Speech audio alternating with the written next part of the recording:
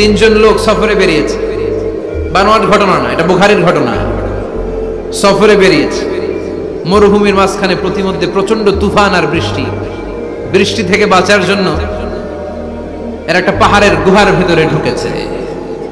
হঠাৎ থান্ডার, বজ্রপাত, বিজলি, মুষলধারে বৃষ্টি। বৃষ্টির পানিতে পিচ্ছিল হয়ে উপর থেকে বিশাল প্রকাণ্ড একটা পাথরের খণ্ড এসে গুহার মুখের মধ্যে আটকে গিয়েছে। যেই গুহার মুখ দিয়ে তারা ঢুকেছে, ওইখানে বিশাল একটা পাথর গড়িয়ে এসে উপর থেকে পড়ল।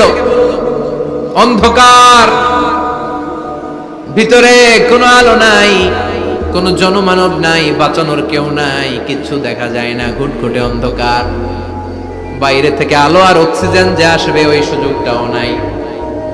তিনজন বুঝে গেল আমাদের মৃত্যু এখানেই হবে, আমাদের কঙ্কাল গুলো শত শত বছর এখানে পড়ে থাকবে, কেউ উদ্ধারের জন্য আসবে না, ঠিক কিনা? বাঁচানোর কেউ নাই, অক্সিজেন যতটুকু আছে কিছুক্ষণ পরে এটাও শেষ হয়ে যাবে। তিনজনের একজন বলল আমাদের বাঁচানোর কেউ নাই, একজন ছাড়া তিনি কে?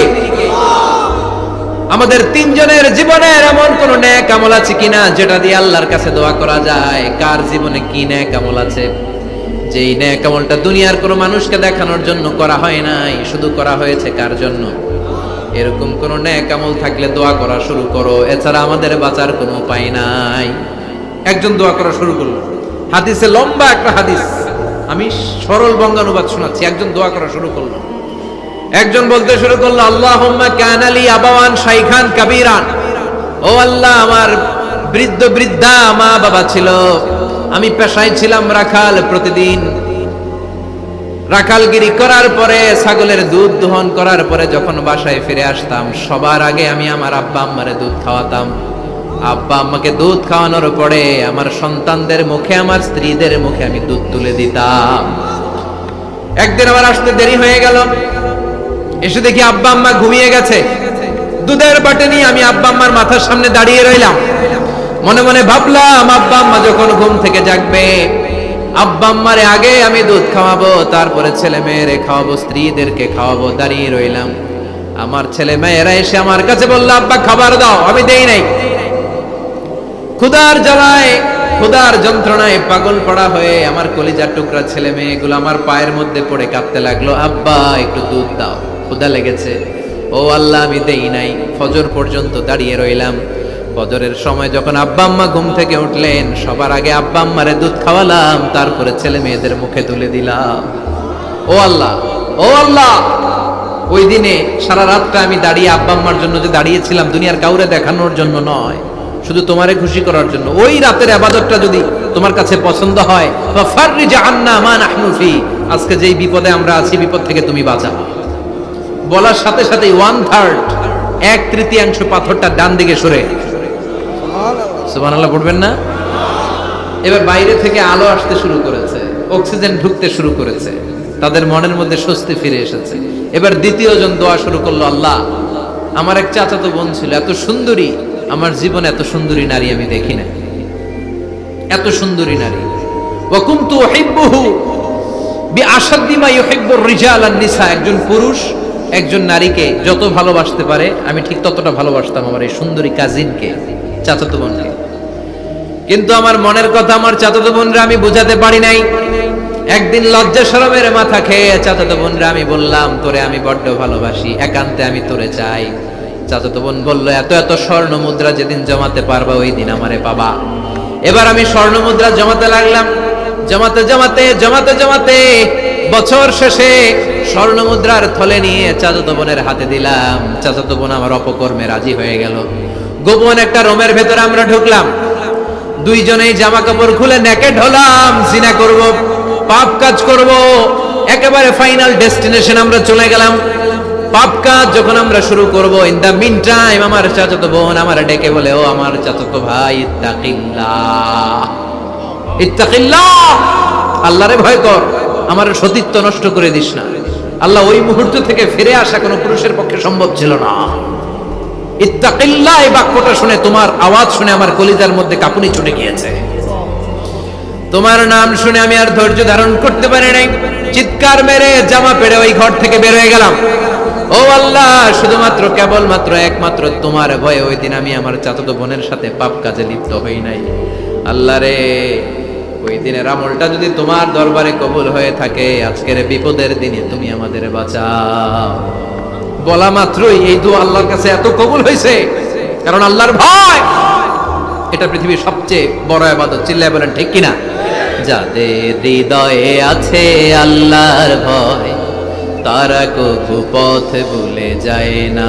আল্লাহর প্রেম ছাড়া এই দুনিয়ায় কারো কাছে কোনো কিছু চায় না। ঠিক কিনা? আল্লাহর ভয় আল্লাহর কাছে সবচেয়ে বড় প্রিয় ইবাদত। আল্লাহর কাছে দোয়াটা এত পছন্দনীয় হয়েছে, মুহূর্তের মধ্যে 2/3 পাথরটা গুহার মুখ থেকে ডান দিকে সরে যায়। 2/3 পাথর এখন সরে গিয়েছে। এবার তারা বেরোতে চেষ্টা করবে, দেখা যায় হাত বেরোয়, কারো পা বেরোয়, মাথা বেরোয়, কিন্তু পুরো বডিটা নিয়ে বেরোয়া যায় না। বাকি আছে কয়জন? কথা কন।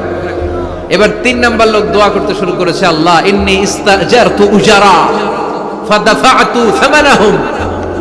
আল্লাহ, আমি অনেকগুলো শ্রমিক ভাড়া করেছিলাম, তাদেরকে দিয়ে কাজ করিয়ে তাদের ঘাম শুকিয়ে যাওয়ার আগে প্রত্যেকটা শ্রমিকের পারিশ্রমিক আমি দিয়ে দিয়েছি।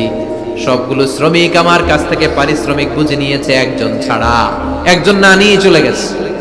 তার টাকা তারে আমি বুঝাই দিতে পারি নাই। তার রেখে যাওয়া টাকা দিয়ে আমি কয়েকটা ছাগল কিনলাম। ওই ছাগল পালতে পালতে বাচ্চা দিল, আরো বাচ্চা দিল, দিতে দিতে বিশাল ছাগলের ডেইরি ফার্ম বানালাম।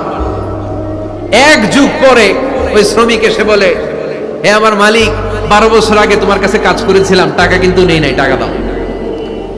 আমি বললাম, ওই যে বিশাল ছাগলের বড় একটা ডেইরি ফার্ম দেখা যায়, পুরো ডেইরি ফার্ম তোমার, ডেইরি ফার্মটা তুমি নিয়ে যাও। শ্রমিক আমারে বলতে লাগলো, তাস্তাজিউ মিন্নি, আমার সাথে ঠাট্টা করো নাকি? একদিনের পারিশ্রমিক দিয়ে ডেইরি ফার্ম হয় নাকি? যতটুকু টাকা তোমার কাছে আমি 12 বছর আগে পেতাম, ততটুকু দিলেই চলবে। তারে আমি বুঝিয়ে বললাম, তোর টাকা দিয়ে ছাগল কিনেছি, ছাগলের ব্যবসা করে ডেইরি ফার্ম বানিয়েছি, একটার পর একটা ছাগল বাচ্চা দিতে দিতে আজকে হাজার হাজার ছাগলের এই ডেইরি ফার্ম, পুরো ডেইরি ফার্মটা আমি তোরে দিয়ে দিলাম। বলা মাত্র ওই শ্রমিকটা ডেইরি ফার্ম নিয়ে চলে গেল। মাবুদের এই কঠিন বিপদের দিন সে শুধু দাবি করেছিল তার পারিশ্রমিক, তার পারিশ্রমিকের টাকা তার হাতে দিলে সে খুশিতে বাকবাকু, কিন্তু তার বদলে পুরো ডেইরি ফার্মটা আমি তার হাতে তুলে দিয়েছি একমাত্র তোমার সন্তুষ্টির জন্য। ওই দিনের আমলটা যদি তোমার দরবারে একটুও ভালো লেগে থাকে রে মাওলা, আজকের কঠিন বিপদ থেকে বাঁচাও। বলতে দেরি, মুহূর্তের মধ্যে বিশাল পাথর খণ্ডটা গুহার মুখ থেকে ডান দিকে সরে যাও। আল্লাহর শুকরিয়া করে 3 জন বের হয়ে যায়। সহিহ বুখারীর বর্ণনা। আপনার জীবনে এমন কোন নেক আমল যদি থাকে যেটা শুধু আল্লাহর দেখানোর জন্য করছিলেন, আমরা আমল করব অবশ্যই দেখানোর জন্য, তবে মানুষকে নয়। কারা দেখানোর জন্য? আমাদের সব দেখানো হবে একজনকে। চিল্লায় বলেন, তিনি কে? দোয়া করলে যে কবুল হয় বিশ্বাস হয় মুসলমান? নেক আমলের ওসিলা দিয়ে দোয়া কবুল হয়। আপনার জীবনে যদি কোনো নেক আমল থেকে থাকে, যে নেক আমলগুলো আপনি আল্লাহর সন্তুষ্টির জন্য করেছেন, আমি আজকের মাহফিল আল্লাহর নামে একটা কসম কেটে বলে যাই, ওয়াল্লাহি, আল্লাহর কসম করে আমি আপনাদের বলছি, আপনার জীবনের এমন কোন নেক আমল যদি থাকে, প্রভু তুমি বলেছ রাসূল দেবে না, বলনি দেবে না ওমর, বলনি দেবে না হামজা তারিক, খালিদ বিজয়ী সমর। প্রভু তুমি বলেছ রাসূল দেবে না, বলনি দেবে না ওমর, বলনি দেবে না হামজা তারিক, খালিদ বিজয়ী সমর। প্রভু তুমি বলেছ রাসূল দেবে না। সুবহানাল্লাহ বলেন। ওমর ফারুক নবী হয়ে যেত, এমন কোয়ালিটি ছিল। আসাদুহুম ফি আমরিল্লাহি আমার, আল্লাহর আইন বাস্তবায়নের ক্ষেত্রে গোটা বিশ্বের মধ্যে সবচেয়ে শক্ত ছিলেন সাইয়েদনা ওমর। আর এই উম্মতের মধ্যে সবচেয়ে নরম দিলের ছিলেন সাইয়েদনা আবু বকর। আরহাম উম্মতি বি উম্মতি আবু বকর। তিনি যখন নামাজে দাঁড়াতেন, সালাতে দাঁড়াতেন, উনি যখন তেলাওয়াত শুরু করতেন, ওনার কান্নার আওয়াজে তেলাওয়াতের আওয়াজ বোঝা যেত। আর আমাদের নামাজে কান্না আসে? হ্যাঁ, নামাজে দাঁড়াইলেই সারাদিন যেটা মনে পড়ে না, ওটা নামাজে দাঁড়াইলেই মনে পড়ে। আছে না নাই? নামাজেও দাঁড়ায়, আবার বিপিএল এ কি হইলো ওই টেনশন আছে না নাই? নামাজও পড়ে, আবার মাশরাফি কি আউট। এখন তো আবার উনি কি এমপি না, মাননীয় এমপি মাশরাফি। এমপি বললে কেমন জানে লাগে? শুধু মাশরাফি বলতে ভালো লাগে, কথা কম। তো উনি কি আউট নাকি ছক্কা, এই টেনশন গুলো আছে না নাই? এই তো আমাদের নামাজ। এই নামাজগুলো মিজানের পাল্লায় উঠালে কোনো ওজন হবে? কথা বলেন। বিশ্বনবী যখন সালাত পড়তেন, বিশ্বনবীর পা গুলো ফুলে, হাত্তা তাতাওয়াররামু খাদামা, টিউমার যেমনি ফুলে থাকে, বিশ্বনবীর পা গুলো ফুলে যেত। তাহাজ্জুদ পড়তে পড়তে দাঁড়িয়ে থাকতে থাকতে হাত দুইটা প্যারালাইজড হয়ে যেত, আর নাড়াতে পারে না। এরপরে তিনি হাত ছেড়ে দিতেন প্রশান্তির জন্য। এরপরে হাত ছেড়ে দিয়ে কেরাত পড়তেন, আবার যখন ভালো লাগতো আবার পড়তেন, সুবহানাল্লাহ পড়তেন। আলী কারামাল্লাহু ওয়াজহার পায়ের ভেতরে এক যুদ্ধে তীর ঢুকে গেল। এই তীর টেনে বের করা যায় না, তীর টান দিলে উনি চিৎকার মারে, জখম হয়েছে অনেক ভিতরে। বিশ্বনবী বললেন, আরিহনা বিসসালাহ ইয়া বিলাল, আকিমিস সালাহ, বেলাল আযান দাও, নামাজ শুরু করো। নামাজ শুরুর আগে আরেক সাহাবীরে বললেন, আলী যখন জামাতের কাতারে দাঁড়াবে, তুমি নামাজে না দাঁড়িয়ে আলীর পায়ের সামনে যে ওই পায়ের তীরটা টান দিয়ে বের করবা। সুবহানাল্লাহ পড়েন। একামত হলো, বিশ্বনবী সালাত শুরু করলেন। বিশ্বনবীর কথা অনুযায়ী ওই সাহাবী যে আলী কারামাল্লাহু ওয়াজহার পা থেকে টান দিয়ে তীরটা বের করে নিয়ে আসলেন, ফিনকি দিয়ে রক্ত বের হলো, জায়গাটা রক্তে সয়লা, কিন্তু সাইয়েদনা আলী কারামাল্লাহু ওয়াজহা টেরি পায়নি। সালাত শেষ, উনি দেখেন পায়ের মধ্যে তীর নাই, রক্তের সয়লাব, যেখানে দাঁড়ালেন ওখানে খালি রক্ত। বিশ্বনবীর বললেন, ও নবী আমার পায়ের তীর কই? বিশ্বনবী বললেন, আলী রে, আমি জানি তুমি যখন যায় নামাজের জন্য দাঁড়িয়ে যাও, দিন দুনিয়ার হুঁশ তোমার থাকে না, তোমার হৃদয়টা এখানে থাকে না, দেহটা এখানে থাকে, হৃদয়টা চলে যায় আল্লাহর আরশের উপরে। উনাদেরও নামাজ, আমাদেরও নামাজ। সাহাবারা যখন মরুভূমিতে নামাজ পড়তেন, মরুভূমির পাখিগুলো এসে সাহাবাদের মাথার উপরে বসে যেত। পাখিগুলো মনে করতে ওগুলো মরুভূমির খেজুর গাছটা হবে, কি হবে, কারণ নড়ে চড়ে না তো, আমাদের মতো এরকম দাড়ি চুলকা না, এরকম জামা ঠিক করে না, দাঁড়াইছে তো দাঁড়াইছে। সুবহানাল্লাহ পড়েন। তো ইবাদতে এরকম আন্তরিকতা, একাগ্রতা দরকার আছে না নাই? বিশ্বনবীর পরে কোন নবী হবে না, কিন্তু বিশ্বনবী বলেন কিয়ামত আগে এরকম অনেক ভণ্ড নবী দাবিদার বের হবে। বিশ্বনবীর সময়কালেই এক ভণ্ড নবী দাবিদার বের হয়েছিল, ওর নাম হচ্ছে মুসাইলামাতুল কাযযাব। এসে বলে, মুহাম্মদ আন-নবুওয়া নিসফুন লাকা ওয়া নিসফুন লি, তুমি একা নবী নও, নবুয়ত অর্ধেক তোমার, অর্ধেক আমার, আমারটা আমারে বুঝায় দাও। বিষ্ণু বললেন, তোরে বুঝাই দেবো, আনতা লাস্তা মুসাইলামা ফাকাত, আনতা মুসাইলামাতুল কাযযাব, আজ থেকে তুই শুধু মুসাইলামা না, তুই ভণ্ড মুসাইলামা, তুই মিথ্যাবাদী মুসাইলামা। বিশ্বনবীর পরে এরকম আলজেরিয়াতে অনেক ভণ্ড নবী দাবিদার বের হয়েছে। এই যে ভারতবর্ষের ইন্ডিয়া পাকিস্তান, এখানে পাঞ্জাব একটা এলাকা আছে, নাম শুনছেন? গোলাম মির্জা গোলাম আহমদ কাদিয়ানী, এই বেয়াদবটাও নবুয়ত দাবি করেছে। নাউজুবিল্লাহ পড়তে পারলেন না? সে প্রথমে দাবি করছে আমি শেষ নবী, এরপরে সে দাবি করছে আমি ইমাম মাহাদি, এরপর সে দাবি করছে আমি ঈসা আল মাসীহ। এই ভণ্ডটার অনুসারী বাংলার জমিনে আছে না নাই? এদেরকে রাষ্ট্রীয়ভাবে কাফের হিসেবে আখ্যা দেওয়ার দরকার আছে না নাই? এত আন্দোলন হয়, এত কথা হয়, কিন্তু সরকারের টনক নড়ে না। এদেরকে রাষ্ট্রীয়ভাবে কাফের হিসেবে ঘোষণা দিতে হবে, সার্কুলার জারি করে চিল্লায় বলেন ঠিক কিনা? এরা মুসলমান নয়, কারণ আপনি শুধু লা ইলাহা মানলে মুসলমান হতে পারবেন না, মুমিন হতে পারবেন না। বিশ্বনবীর উপর সাক্ষী দেওয়ার দরকার আছে না নাই? বিশ্বনবী শেষ নবী, ওনার পরে কোনো নবীও আসবে না, কোনো রাসূলও আসবে না, চিল্লায় বলেন ঠিক কিনা? এই বেয়াদবটা পায়খানা করতে যায় টাঙ্কি ভাঙ্গা বইয়ের টাঙ্কিতে বইরা মারছে, শত শত বছরের ময়লা পায়খানাটার মধ্যে জমা। গরু খাইতে খাইতে পেট হয়েছে তো বড়, আর বলে না আল্লাহকে খা, জন্মের খাওয়া। নবীরা যেখানে মারা যায়, নবীরা নিজে পবিত্র, যেখানে মরে ওই জায়গাটাও, কিন্তু বেয়াদবটা কই মরছে? হ্যাঁ, বাথরুমের টাঙ্কির ভিতর। তো মেথর নিয়ে আসা হয়েছে, মেথর ভাইরা এসে রশি দিয়ে ওটার উঠায়, কিছু দূর ওঠার পরে এত ওজন, রশি টসি ভাঙ্গে আবার ধস করে পড়ে, আবার উঠায়, আবার আল্লাহকে জন্মের মতো গু খাইয়া নেই। বিষ্ণুর সাথে বেয়াদবি করেছিস, তোর ইজ্জতের 12টা আমি বাজায় দিলাম, চিল্লা এখন ঠিক কিনা? যারাই বিষ্ণুবীর সম্মান নিয়ে ঝিনিমিনি খেলেছে, তাদের রেহাই দুনিয়াতেও নাই, আখিরাতেও না। এই মুসাইলামা দুনিয়াতেই অপমানিত হয়েছিল। সে বিশ্বনবীকে নকল করত, কপি করত, বেয়াদবি করত, স্পর্ধা দেখাতো। বিশ্বনবী কোন গাছের মধ্যে হাত লাগালে ওই গাছের ফলন বেড়ে যেত। সে বলতো আমি নবী, তার এলাকার লোকেরা বলে তাহলে বিশ্বনবী মুহাম্মদের মতো তুমি আমাদের এলাকার গাছে হাত লাগাও। সে কোনো গাছে হাত লাগালে ওই গাছের সব ফল মেরে যেত। বিশ্বনবী কোন লোনা পানির কুয়ার ভেতরে অজু করে কুলির পানি ফেললে ওই লোনা পানির কুয়া মিঠা পানির কুয়াতে পরিণত হতো। আর এই বদমাশটা যদি মিঠা পানির কোন কুয়ার মধ্যে কুলি ফেলাইতো, ওইটা লোনা পানির কুয়া হয়ে যেত।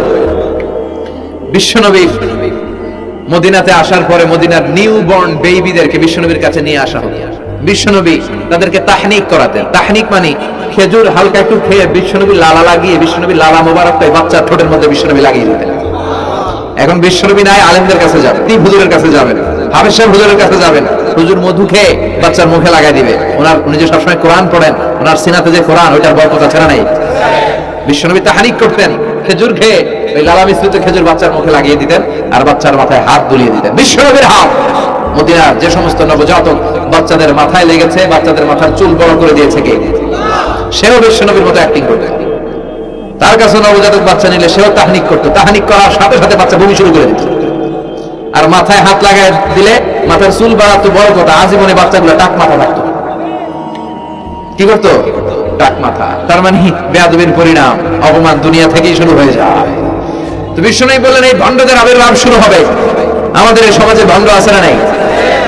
দুদেল বান্দা কালমা চোর, না পায় শ্মশান না পায় ঘোর, দিন থাকিতে আইরে পথে ছাইড়া দে ভণ্ডামি ভণ্ডামি ভণ্ডামি ভণ্ডামি, ছাইড়া দে ভণ্ডামি।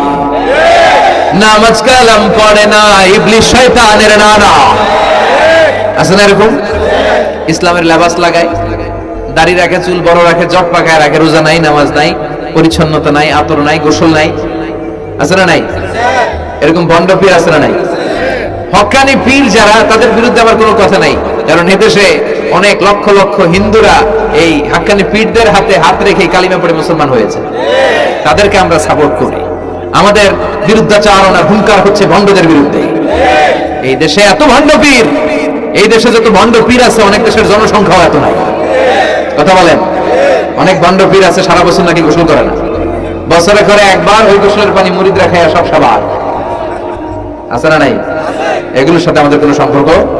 বিশ্বনবী বললেন এরকম ভণ্ডদের আবির্ভাব সমাজে হবে কিয়ামতের আগে। এই আলামতটা সমাজে আছে না নাই? দেখেন বিশ্বনবী যাই বললেন অক্ষরে অক্ষরে মিলে যায়। এরপর বিশ্বনবী ফরমান কাসরাতুল হারাজ, কিয়ামতের আগে হারাজ বেড়ে যাবে। সাহাবারা বললেন ওমাল হারাজ ইয়া রাসূলুল্লাহ, হে নবী হারাজ কি? বিশ্বনবী বললেন হাদা হুয়াল হারাজ, হাদা হুয়াল হারাজ। কি বুঝলেন? মারামারি, কোপাকুপি, যুদ্ধ। আছে না নাই? আমরা কি যুদ্ধ চাই? যুদ্ধ নয় আরে যুদ্ধ নয়, নয় আর কোন তাজালা, সেই পৃথিবী আমাদের সকল মানুষের হোক নিরাপদ আবাস, সেই পৃথিবী আমাদের সকল মানুষের হোক নিরাপদ আবাস। We don't want to see anyone in the whole world, we don't want to see anyone in the whole world. ঠিক কি না? আমরা কোনো যুদ্ধ দেখতে চাই না, মারামারি দেখতে চাই না, অন্যায় হত্যাকাণ্ড বিচার বহির্ভূত কোন হত্যাকাণ্ড আমরা এদেশে দেখতে চাই না। বিশ্বনবী বললেন কিয়ামতের আগে এগুলো বেড়ে যাবে। বিশ্বনবী বললেন যে হত্যা করবে সে জানবে না কেন আমি হত্যা করলাম। এরকম হত্যা দেশে আছে না নাই? উপরের নির্দেশ, উপরের টেলিফোন, শুট করো, পোশাকি বাহিনী পিস্তল আছে, শুট করে দিল, কিন্তু কেন সে মারলো ওই সৈনিক জানে না। এরকম আছে না নাই? আবার যে নিহত হইলো সেও জেনে মরতে পারলো না যে আমি কেন মরলাম। কথা কন।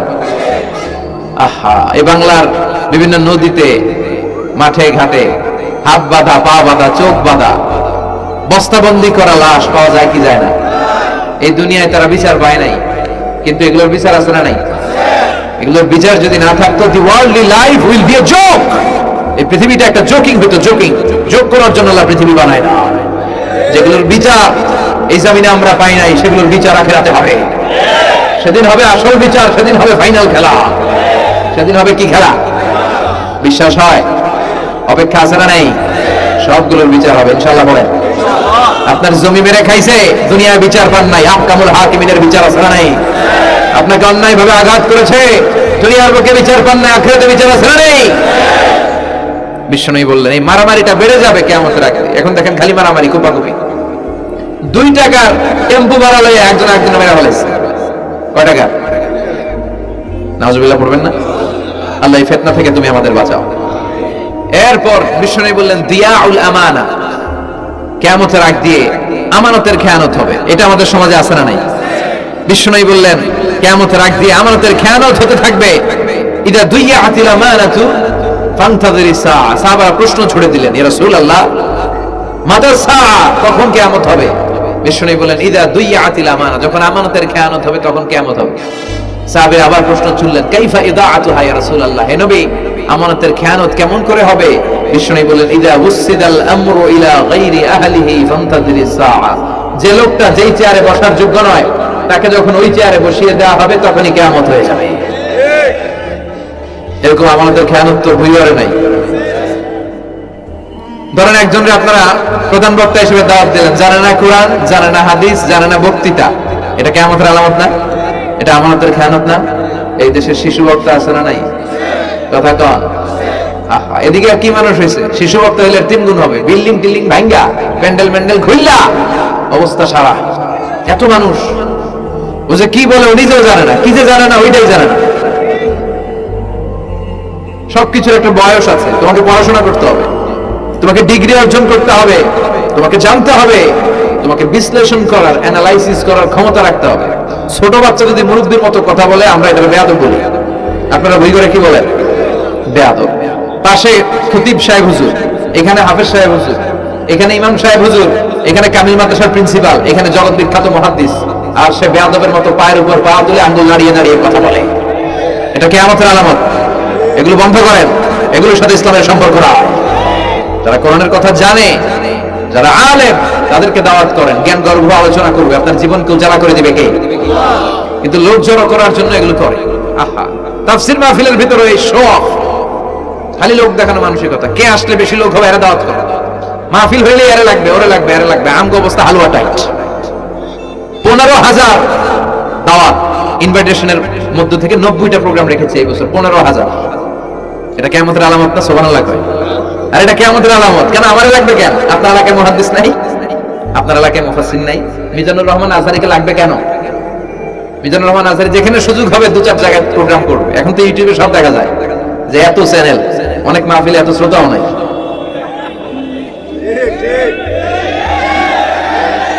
কথা কন। এখন কোথাও যেতে পারি না। আজকে এয়ারপোর্ট থেকে আসার পথে, এয়ারপোর্ট থেকে বের হইতে লাগতেছে আধা ঘন্টা। লোকজনের দাবি হচ্ছে হুজুর সেলফি তুলবো, সেলফি তুলবো, তাও বিভিন্ন অঙ্গভঙ্গি করে, এরকম মুখ বাঁকা করে, এরকম হাত বাঁকা করে। আমি বললাম কি স্টাইল? এটা গ্যাংনম স্টাইল। আছে না নাই? তো এগুলো লৌকিকতা যেন না হয়।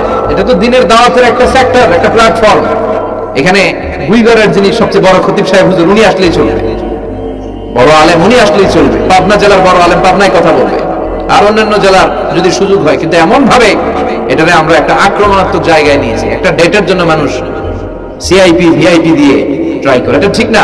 এই টেন্ডেন্সি থেকে আমরা যেন বেরিয়ে আসি। আমরা, আমাদের দরকার ইখলাস। কি দরকার? ইখলাসের বড় অভাব। আবার মাহফিলে গেলে আমাদেরকে অনেক ক্রাইটেরিয়া দেয়, বলে হুজুর আপনার কিন্তু আজকে কাঁপাইতে হবে। আমি আসছি কোরআন থেকে কথা বলতে, এখানে কাঁপাকাঁপি হলে তো ভূমিকম্প হয়ে যাবে। কথা বলে। আবার বলে হুজুর আপনার কিন্তু আজকে জমাই দিয়ে যাইতে হবে। কি করতে হবে? জমাইতে হবে। তো এগুলোর সাথে ইখলাসের কোনো সম্পর্ক আছে? আবার বলে হুজুর কেউ যেন না ওঠে, আপনার কিন্তু ধরে রাখতে হবে, মানে আমনা করে সবাইরে ধরে রাখতে হবে, পা ধরে থাকেন। এগুলোর সাথে হেদায়েতের কোনো সম্পর্ক। এজন্যই তো সমাজে হেদায়েত নাই। মাহফিলের পরে মাহফিল হয়, ফজরের নামাজটা ঠিকমতো হয় না। হেদায়েত শূন্য, হেদায়েত নাই, ইখলাস নাই। কি উদ্দেশ্যে শুনতেছি এটা যেন খেয়াল করে আমল করতে পারে, এই টেন্ডেন্সিটা নাই। আসুন আমরা একটু থামি। স্টপ, থামেন, অনেক হয়েছে। আন্না ইসলাম কি বলে, কি শিখাতে চায়, কি বুঝাতে চায়, ওইটা বোঝার চেষ্টা করেন, ওইভাবে মানার চেষ্টা করেন। কে কি বললো দেখার দরকার না, এত লোক জড়ো হওয়ার দরকার নাই। আজকে যদি চ্যানেলে একটাও না থাকতো, 10 জন বসে যদি আমার কথা শুনতো, কোনো সমস্যা আছে? কথা বলেন। এজন্য হেদায়েতটা সবচেয়ে বেশি জরুরি, ইখলাসটা জরুরি, আল্লাহর প্রতি ভয়, আস্থা, ভালোবাসা, এটা বেশি জরুরি। আল্লাহ তুমি ইখলাস দিয়ে আমাদের হৃদয়টাকে পূর্ণ করো। তাহলে এই যে যে লোক যে চেয়ারে বসার যোগ্য না, ওই লোক যদি ওই চেয়ারে বসে, কিয়ামতের আলামত আছে না নাই?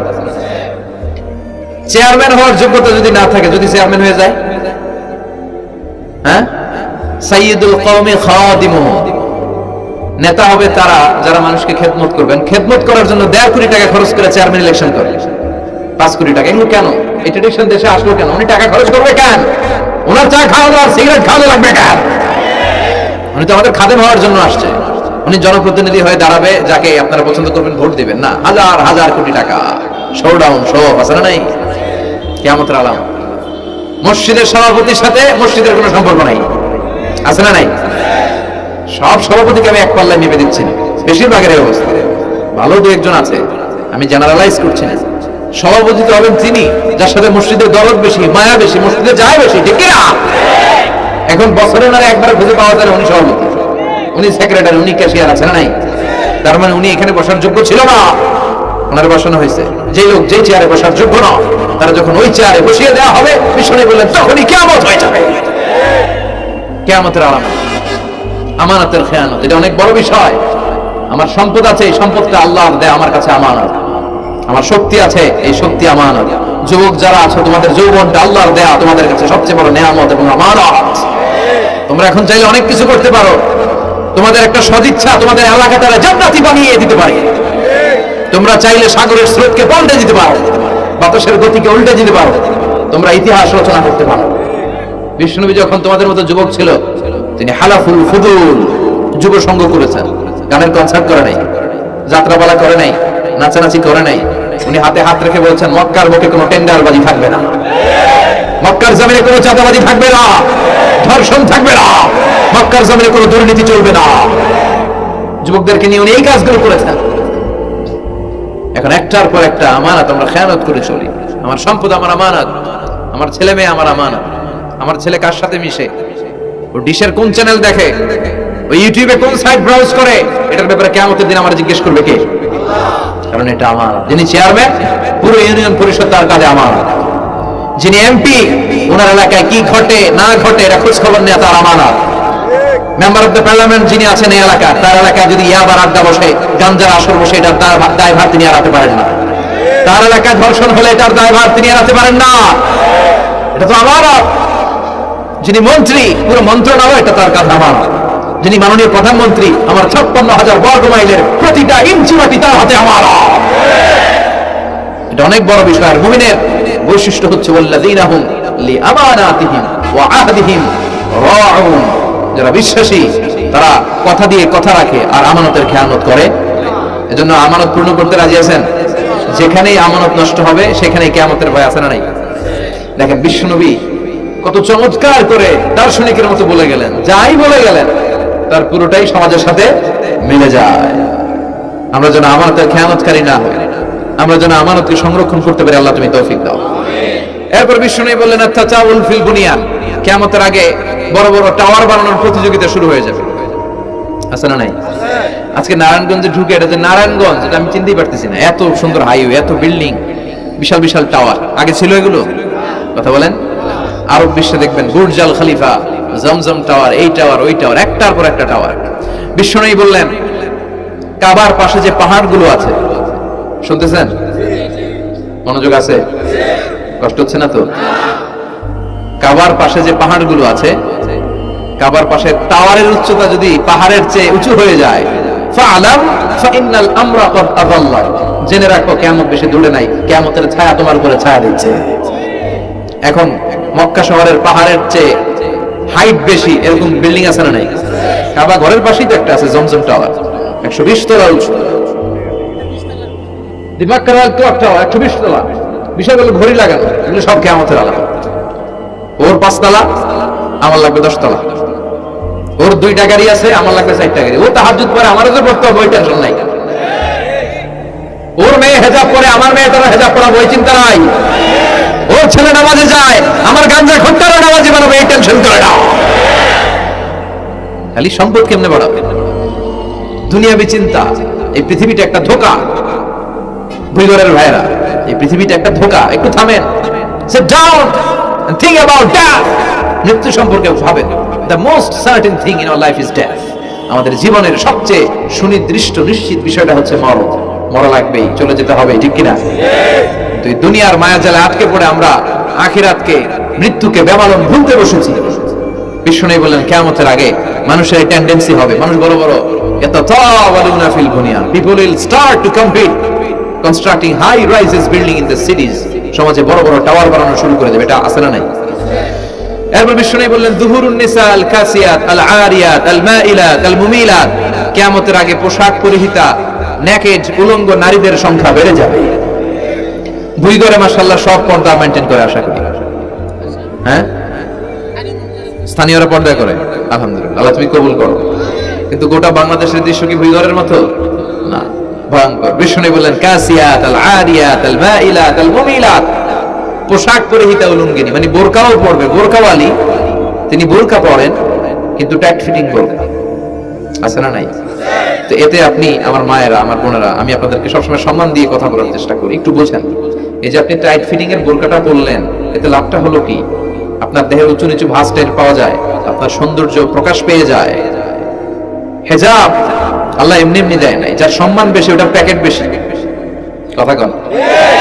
ডায়মন্ডের আংটি ওই রাস্তার মধ্যে বিক্রি করে না, স্বর্ণের আংটি, ওইটা স্পেশাল মার্কেটে বিক্রি করে।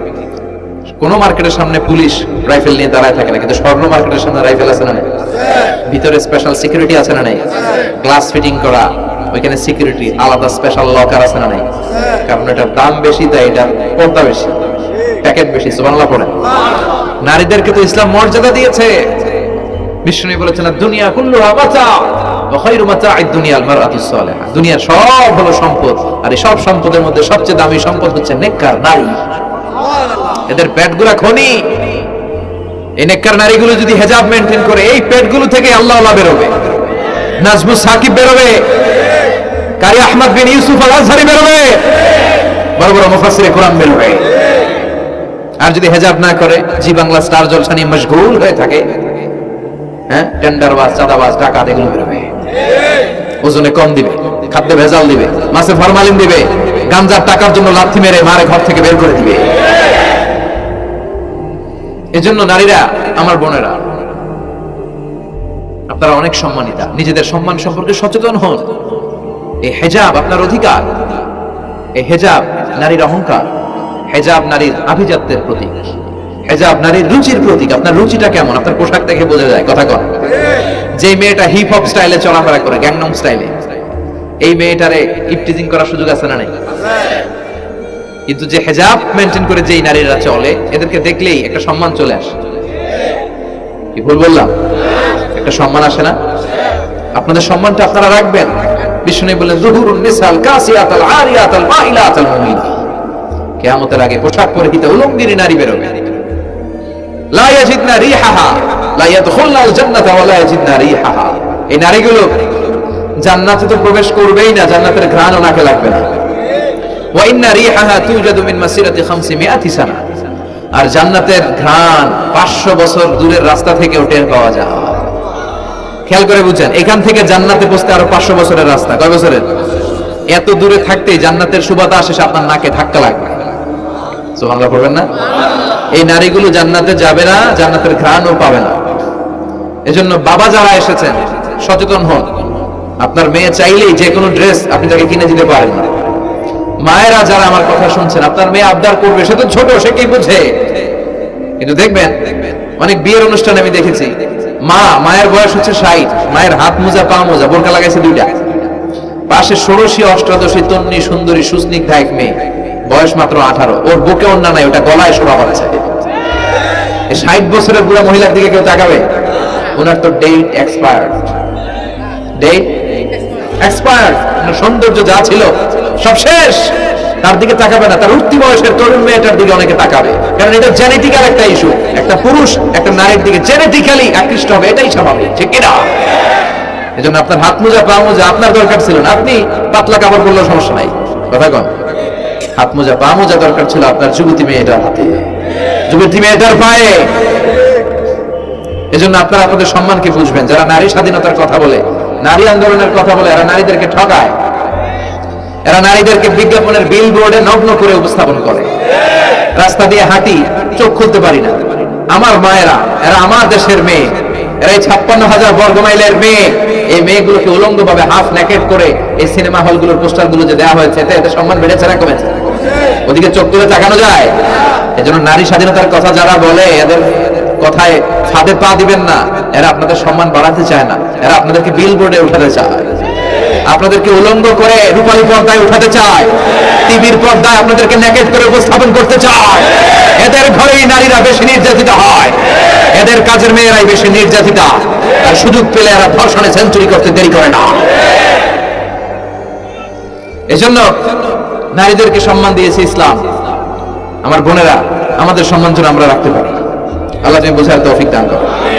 এরপরে বিশ্বনবী বললেন, ইতাআতু যাওজা ওয়া উকুকুল উম, কিয়ামতের আগে বিয়ে করার পরে ছেলেগুলো মাকে ভুলে গিয়ে স্ত্রীর পেছনে পেছনে দৌড়াবে, স্ত্রীর আনুগত্য করবে। এরকম নমুনা আছে না নাই? বই ঘরে আছে? হ্যাঁ, কিছু কিছু মুরব্বী অনেক পজিটিভ, মাশাআল্লাহ, সবকিছু ইউনিক, কিছু কিছু অথবা নাই।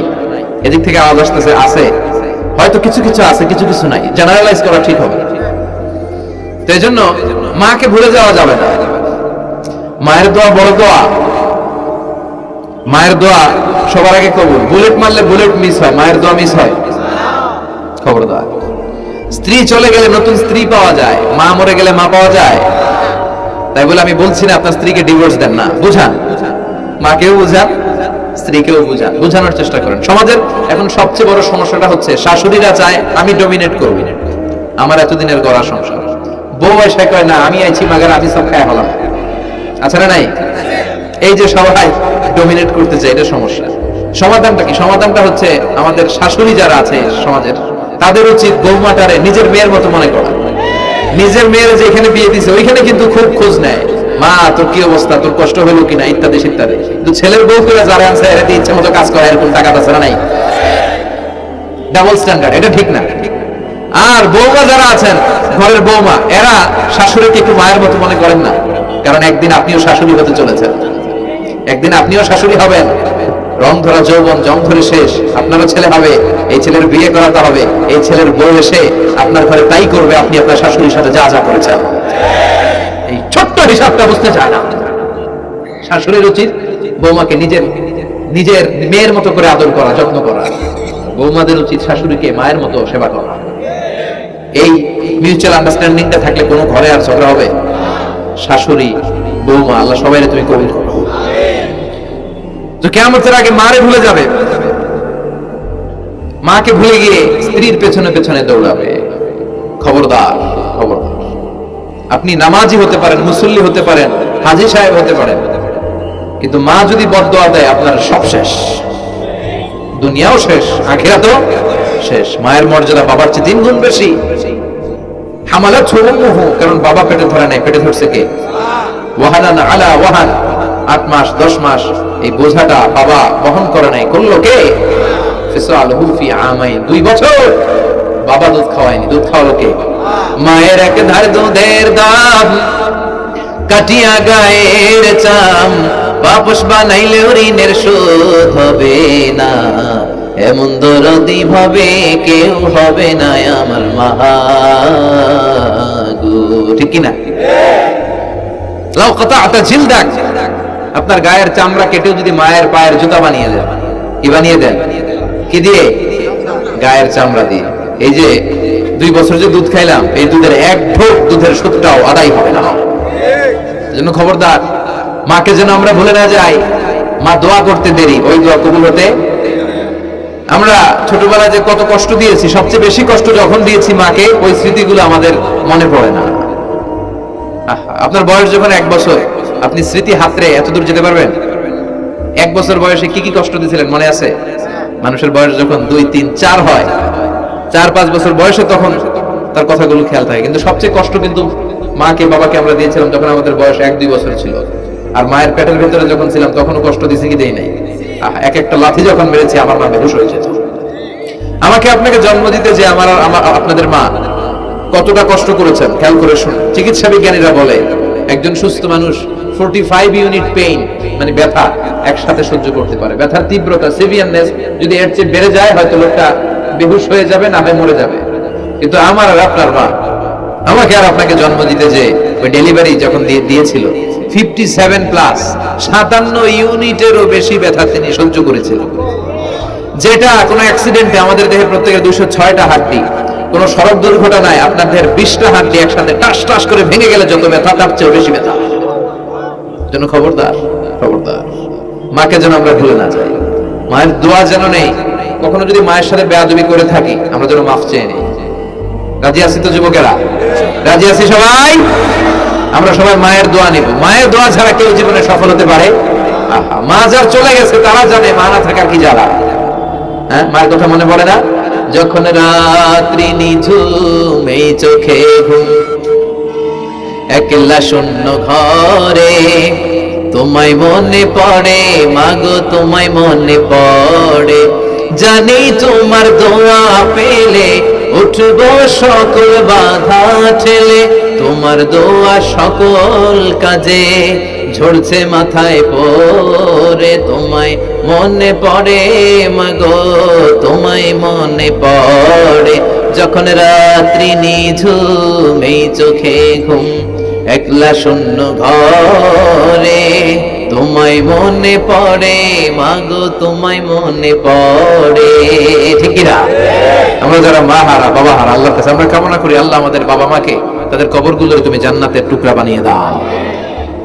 তো বিশ্বনবী যেটা বললেন এটাও আমাদের সমাজে পাওয়া যাচ্ছে, ঠিক কিনা? এরপর বিশ্বনবী বললেন যুখরুফাতুল মাসাজিদ ওয়া তাবাহি বিহা, কিয়ামতের আগে মসজিদ নিয়ে অহংকার শুরু হয়ে যাবে, মসজিদ নিয়ে দলাদলি। ভুই ঘরে মাশাআল্লাহ এগুলো নাই। ওই মসজিদ টাইলসের মসজিদে আমরা এসি লাগাবো, ওইটাতে 3 তলা করছে আমরা 5 তলা করব, ডিজাইন করব এগুলা, কিন্তু আমরাও যে নামাজ পড়বো এই চিন্তা নাই। কথা কোন? মসজিদের সৌন্দর্য হচ্ছে মুসল্লি দিয়ে, কি দিয়ে?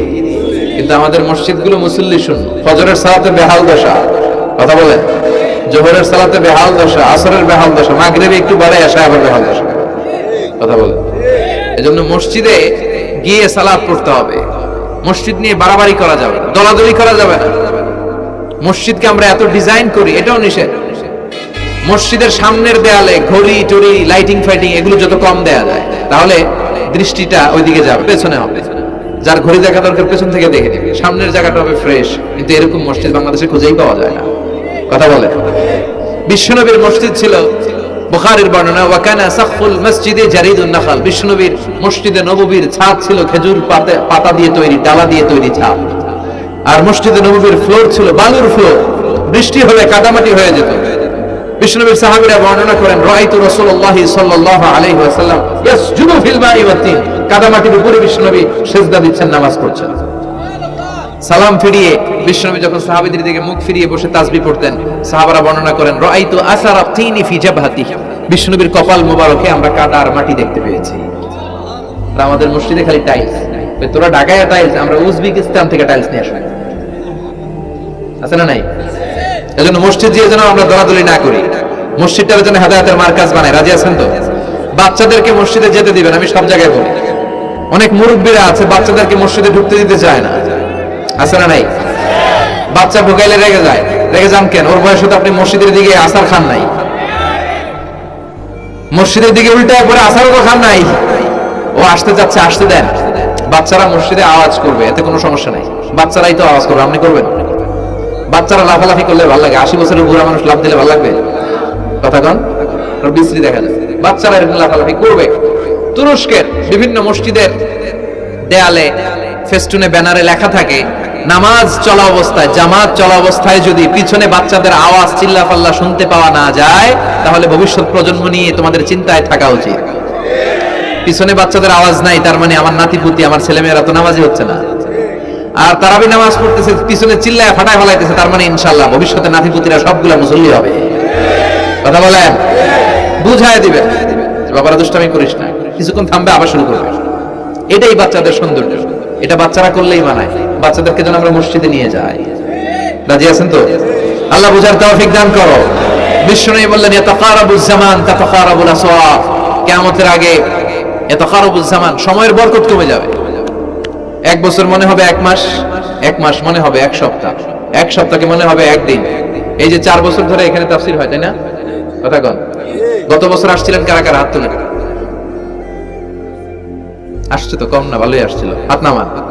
যে গত বছর ওয়াজ শুনে গেলেন, এই বছর আবার আসলেন, আপনাদের কি মনে হয় যে 1 বছর চলে গেছে?